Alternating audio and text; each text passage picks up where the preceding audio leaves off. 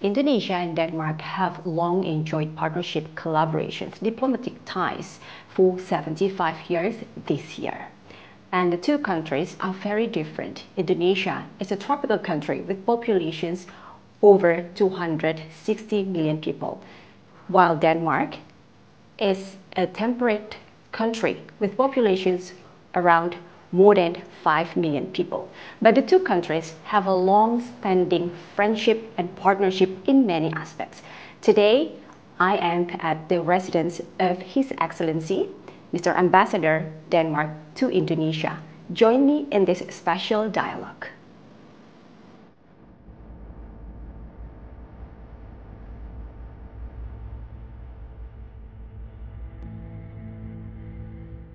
Denmark, located in northern Europe, consists of the Jutland Peninsula and over 400 islands, with Copenhagen as its vibrant capital.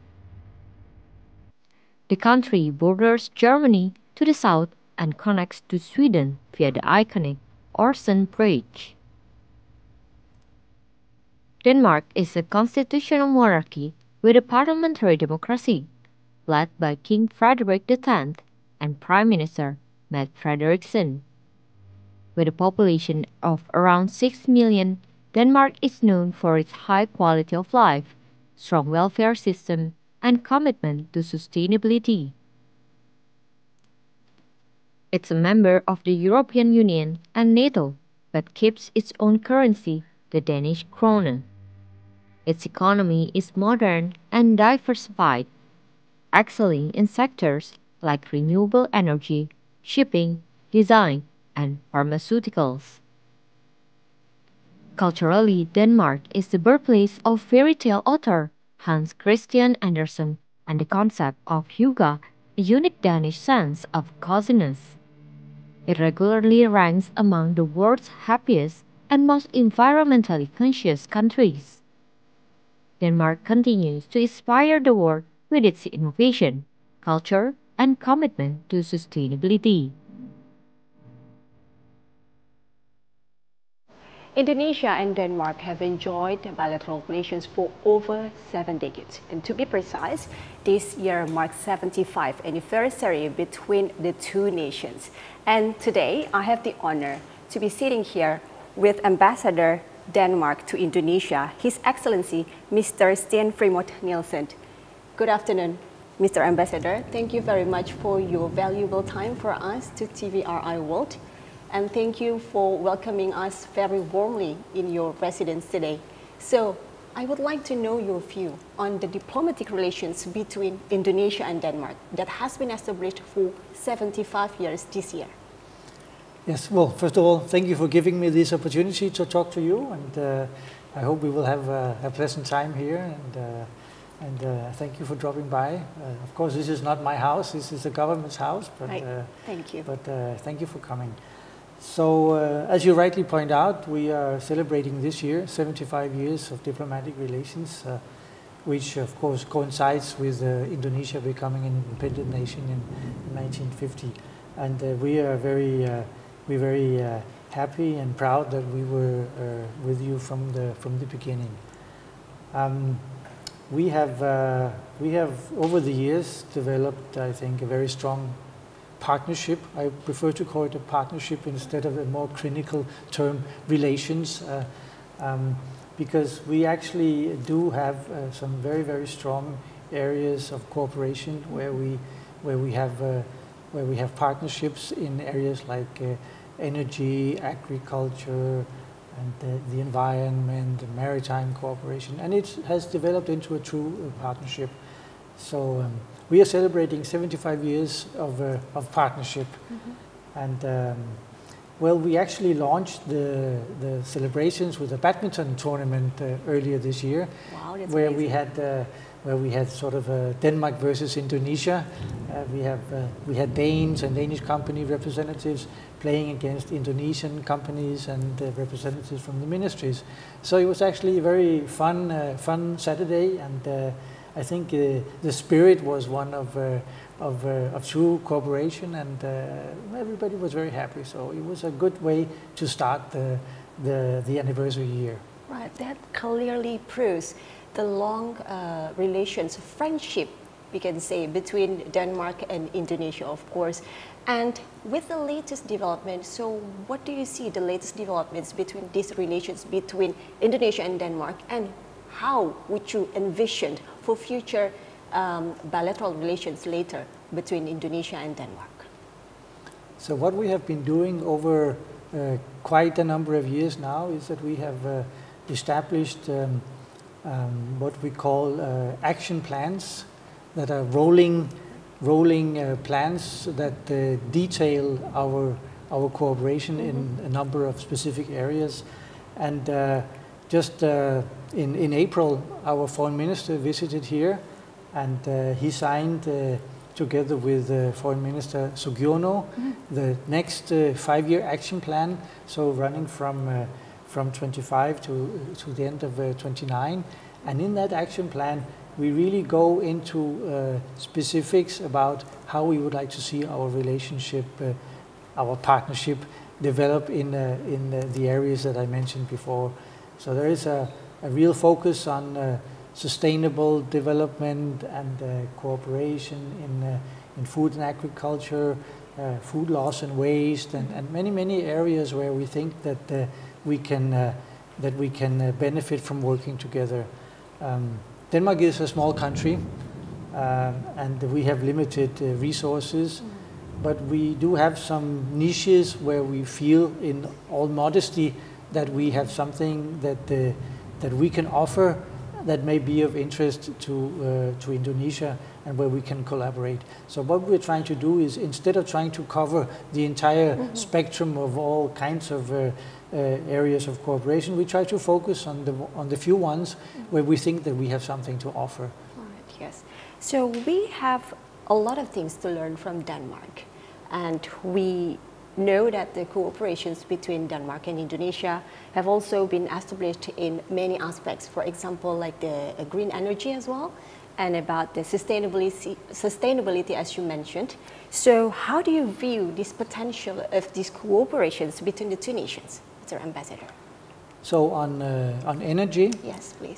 This is actually the longest running close cooperation that we have had here in Indonesia. For more than 10 years, we have been working very closely with our Indonesian counterparts. We have actually Danish experts working within the Indonesian administration, helping out, offering advice. We have a strong program of support, and we are focused on transition, green transition.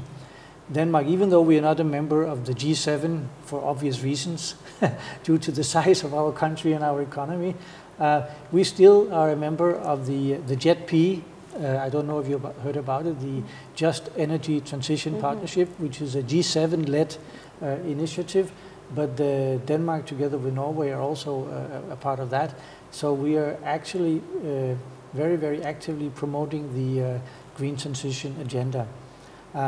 You mentioned also the environment. I think there our focus is on waste management, where we have a long tradition in Denmark for managing our waste in a I would say a very sensible manner. Waste is something that you can't help to generate, but what you should try to do is to manage the waste that you generate in the most sustainable way. And I think we do have something to offer there. Right. So as a front runner, especially in clean technology, digital innovations, and the circular economy, in which aspect do you think that Indonesia can synergize with Denmark, Your Excellency? No, I would pick waste management. We had the pleasure of welcoming Minister for Environment from Indonesia just a few months ago to Denmark on a visit, where he came with a delegation and met our minister and did tours of Danish facilities, and we had the opportunity to showcase our technologies. And without exaggerating, I think that he actually returned to Indonesia with quite a lot of positive impressions and an inspiration for what could be done here in Indonesia. And we are more than willing to help and to further that agenda, which is unfortunately very important here in Indonesia, because you know that waste is a problem. And I think that is an area where we have something that we can contribute that corresponds to something that is really sought for by Indonesia. So I would pick that as a prime example. Right. Your Excellency, it has been a great conversation with you, but for now we will take a short break and we will come back after the break and we will learn more on the relations between Denmark and Indonesia. We'll come back soon.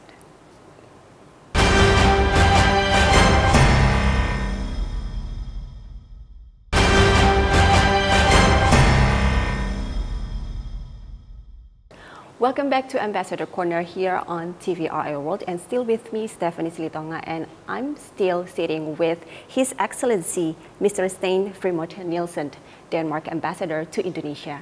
So Your Excellency, thank you once again for your time. It's very nice to be speaking with you, and I've learned a lot about the relations, diplomatic relations between Indonesia and Denmark.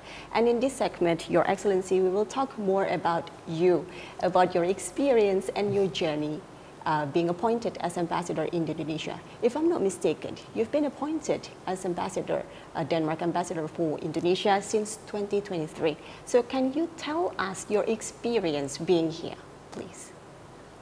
Well, as you say, I was appointed in 23, so it's a little more than a year and a half that I've been here now. So I've kind of reached the point where I can no longer use the excuse that I'm new here. So that means that the people have the tendency to think that I'm actually knowing what's going on, but I still have a lot to learn. But I've been here for 1.5 years, and it has been an amazing experience. Of course, arriving at this particular moment in time in Indonesia, I mean, I was fortunate to witness the elections, the formation of the new government, the transition period. I mean, from a diplomatic point of view, of course, that's very interesting to witness that kind of transformation in a country. On the personal level, I mean, what really strikes you almost immediately when you set your feet on the ground is the warmth and the friendliness of the Indonesian people, and that has been an amazing experience. No matter where I go in the country, I meet smiling faces and open arms. So that has been. It's been a fantastic year and a half. Right. Can you also tell us a bit about your previous experience, your background, for example, your educational background or your last or previous former appointment before Indonesia, please? Sure. It's not that I consider myself that interesting, but now that you ask, so I have a legal background. And immediately after law school, I joined the Foreign Ministry. And I stayed there for a few years, and then I went to New York to our permanent mission to the United Nations. I spent 3 years there, and then I went back to Copenhagen, and very quickly I moved to the Prime Minister's office, where I started to deal with European Union affairs. And it was very logical that after that I was sent to Brussels at our European representation there, but I didn't spend much time there because I was invited back to the Prime Minister's office, where I ended up spending 7 years as legal counsel to 2 consecutive Prime Ministers. And then a strange turn of events happened, and I was nominated by the government to become a judge at the European Court in Luxembourg. So I actually ended up spending 16 years as a judge in Luxembourg before returning to the Foreign Service and ending up here in a dream posting in Indonesia. Wow. So my career has been more like a winding road than what you would call a straight path. Right, so we never know where life takes us. Exactly. Right. I always say that career planning is a contradiction in terms. All right, that's very interesting of your personal experience. So, Your Excellency, as you mentioned, you've been here now for almost 2 years, right? A little more than a year and a half. So, I believe that a lot of things that you've done in Indonesia or places you've visited already in Indonesia. So, tell us, what's your most favorite place in Indonesia? And any special experience you had? So based only on a year and a half, I don't think it's fair to nominate already my favorite place in Indonesia, because there's still so much more to see. But I enjoyed very much going to Komodo National Park. I enjoyed very much going to Medan, to Lake Toba. I enjoyed very much going to the northernmost part of Sulawesi. Wow. And it was also a great experience to visit the new capital. So I've been around a bit, but there are still more than 16,000 islands to visit. So Wow. I really don't know how I'm going to make it, but I'm going to do my best. Wow, that's fantastic. I mean, you only here for almost 2 years, but you travel to a lot of places in Indonesia. As an ambassador, you must meet a lot of people, Indonesian people from different backgrounds, stakeholders, of course. So tell us your view about Indonesia and how do you adapt actually? Because we know that Denmark and Indonesia, totally different experience and totally different countries. For example, Indonesia, we have a lot of populations. We are fast populations. We have like more than 260 million people here. While Denmark, if I'm not mistaken, you have about approximately more than 5 million population. So tell us your experience on that. Well, I think that obviously we are very far apart. I mean, geographically, basically on the other side of the globe. Also, size-wise, we are very, very different. I think that the way Indonesians view Denmark is like, oh, there is this small, cold, well-organized country that still manages to produce great badminton players and Lego, and that's about the Indonesian perception of Denmark. And the Danish perception of Indonesia is more like, it's synonymous with Bali. Okay. So interesting. Yeah. So I think that one of my tasks, apart from being the diplomatic representative, is to try to bring our peoples closer together and to explain that Indonesia is so much more than Bali, and Denmark is actually able to do more than play badminton and build Lego bricks. Right. Yeah, there's still a lot of things that Indonesia should know more about Denmark, and likewise, definitely Denmark also learn more about Indonesia. So exactly. It's been a great friendship, long-lasting friendship between the two nations. So, Your Excellency, thank you very much for your experience that you shared with us. We will end for this segment, and we will continue for the next segment, where we will learn more on Denmark, traditional cuisine, and what's more important about the arts and culture of Denmark. So stay tuned with us on Ambassador Corner. We will be back.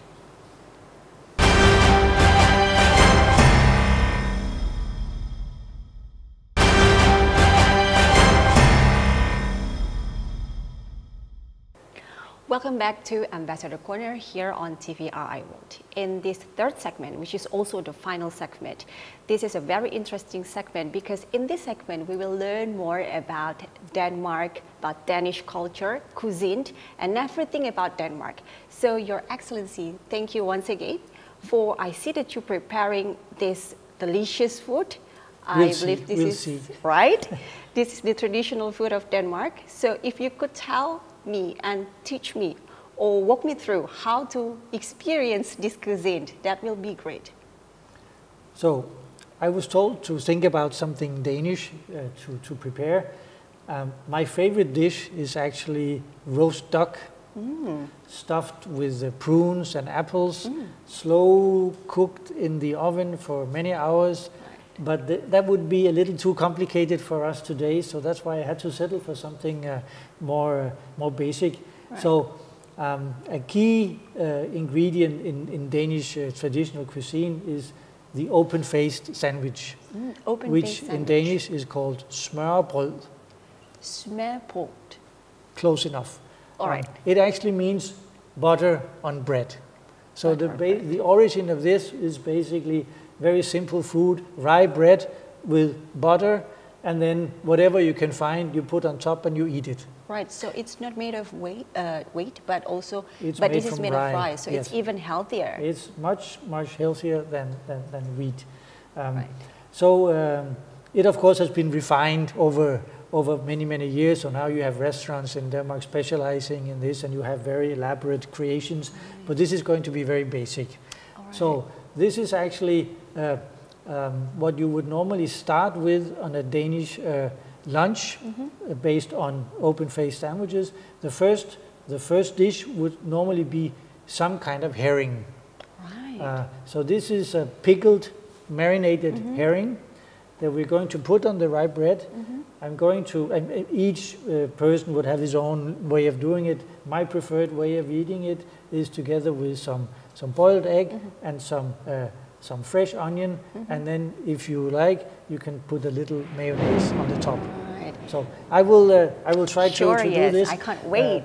So we will take the herring. So that's the herring. I can smell it, Yes, very yes, fresh. Yes. And this. So I will try to prepare this. So do you normally have it not only for breakfast, you said, but also No, for lunch. This lunch? would be for lunch.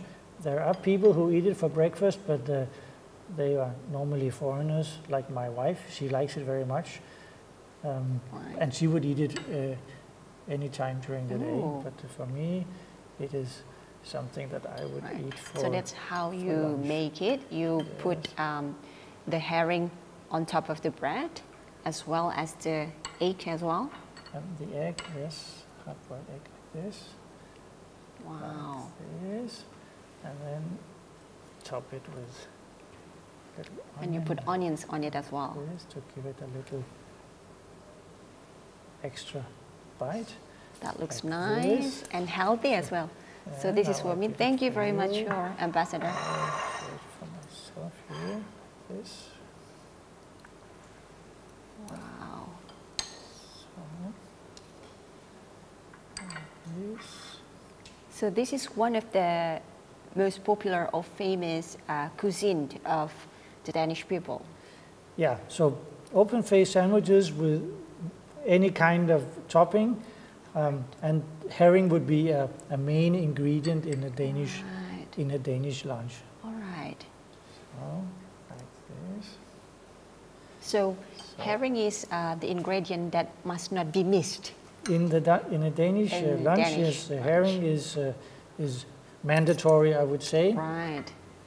It's a must Yes. thing to have. So, So, there you go. all right. So we thank you, and then we use this as well. Would you like some mayonnaise on top of it? Oh, sure, or- yes. Okay. Like this. Just a little bit. Right. Oh, that's mayonnaise, Yes. butter. Yeah. Right. So, And then you just spread it like this? yes. All right. Yes. Right.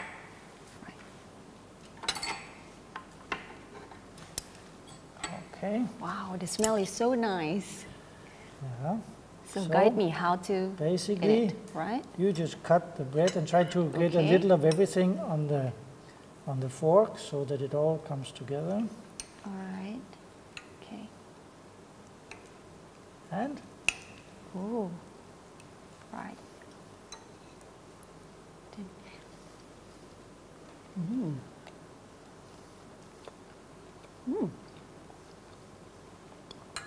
you don't have to be polite. I know that this is very different from what you normally have. But now you are graduating into becoming a true Dane. I'm digesting the taste. It's very simple, but it's fresh, and I believe it's healthy as well. So yes, very nice. I'll try the herring.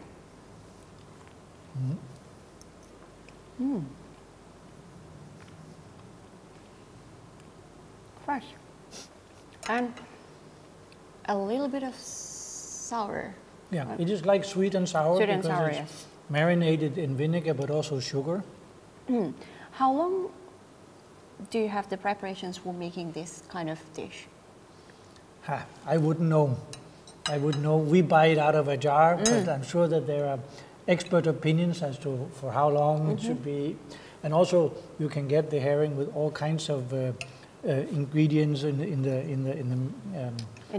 be marinated and pickled. So this is with dill. You also have something with curry sauce and various kinds of other sauces. So it really depends on your taste. But this is the most basic version. Right.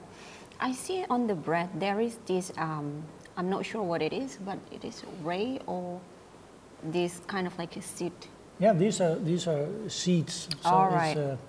These are grains, yeah. Which is good for the digestion. Nice.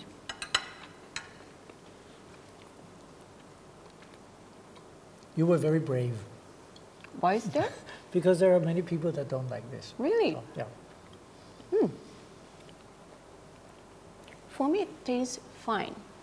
Like I said, it tastes simple, but not too complicated, the taste.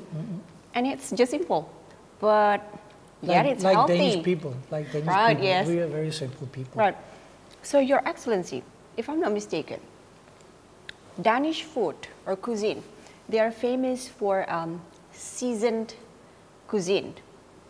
For example, in winter you have this, summer you have this, and also they are also famous for the high quality of ingredients. So tell us about it. I think actually Denmark has become somewhat of a food capital, certainly a food capital in the Nordic countries.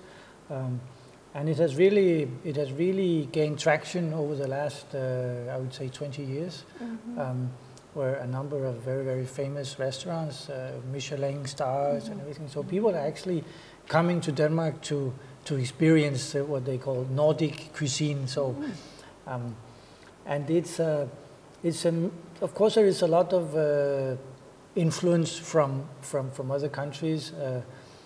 But they try to stick to the local ingredients, things that we can get in the seas around Denmark, and it is actually very, very good. Unfortunately, it's also very expensive in Denmark. But if you do get a chance to go there, at least one evening, try to pick out a nice restaurant and go for a culinary experience. Right. And also Denmark is also famous as one of the happiest country in the world. So if you could tell us the secret to this key to happiness, please tell us, because we would like to know about it so we can perhaps like learn and try to be happy as well. Well, I mean, you eat the herring and you're immediately happy, right? That's right, that's so true though. Well, no, I think that when you talk about the happiest people in the world, I think you're probably referring to the happiness report, which comes out, I think, basically every year. And well, for a number of years in a row, Finland has come out as the happiest people on earth, and followed by a very close runner-up, Denmark. And actually, you find in that ranking, you find all the Nordic countries in top 10. And why is that? Well, it's not because of the weather. It's maybe not even because of the herring. I think it's because of the way the happiness report is generated. Right. Because actually, the happiness report is established on the basis of subjective evaluations from a number of respondents, and they are being asked a lot of questions. How do you feel about this and that? But there are some key factors that are taken into the calculation of the score. And there you talk about, of course, something like GDP per capita. So there is some kind of correlation between having a sufficient amount of money and being happy. But money isn't everything. Because if you look at the GDP per capita, you will see that in the top 10, Denmark is there, but Sweden is not there. Finland is not there. Australia is not there. They are very happy in Australia. And on the other hand, you have United Arab Emirates. Yeah. Yeah. You have a country like United States. You have Qatar. You have Ireland. They're all in the top 10 of GDP per capita. But they're not happy. Right. At least not to the extent that the Nordic countries. So my point is money isn't everything. Right. So GDP doesn't explain the ranking. You have to look at the other factors. And there we talk about things like security, freedom, corruption, life expectancy, generosity. So there are parameters there that are calculated into all this. So my point is, it's not only a question of having money, it's a question of how you feel about your life. Right, yeah. And it's not about going around smiling all day. Without insulting my Finnish brothers and sisters, they're not exactly known for being very smiley people. They basically go around and look pretty serious. But they're happy on this scale because they have a good feeling about their life. Right. And I translate this into a general feeling that society is basically okay. If you get ill, you know that society is there to take care of you. If you become unemployed, society is there to take care of you. These are the things that make you happy at another level. Yes. And not only because the food is nice and the sun is shining. Right. So that is my explanation. Wow, that's very philosophical as well. So thank you very much, Your Excellency, for sharing with us on that thing.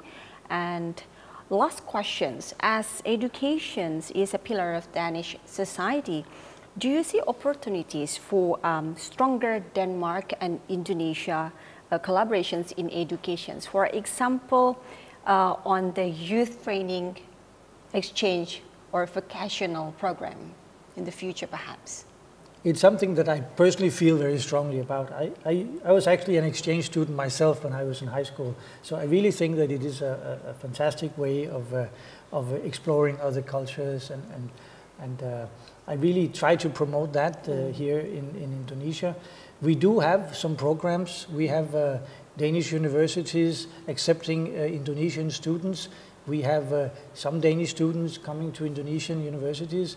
We even have at the embassy people who have been to Denmark and studied there, and we try to also stay in touch with the Indonesian alumni here in Indonesia. They come here once a year. We bring them together. So things are going on, but to my taste, at a much too small scale. I would really like to see that being increased.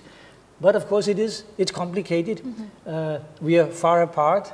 It costs a lot of money to travel across the globe, and living expenses in Denmark are high. So it is complicated, but it's really something that I feel strongly about, and I would like to see much more of that. But we are doing something, but we could always do more. Right. Indeed, this is a very great opportunities, and I'm very honored to be sitting here with you to learn more about Denmark and, of course, the cooperations and friendship between Indonesia and Denmark. So once again, Your Excellency, thank you very much for your valuable time for us. My pleasure. For TVRI World. Thank you. Thank you. Thank you so that was my conversations with His Excellency, Mr. Stan Freemort Nielsen, Denmark Ambassador to Indonesia. So thank you very much for watching, and see you next time.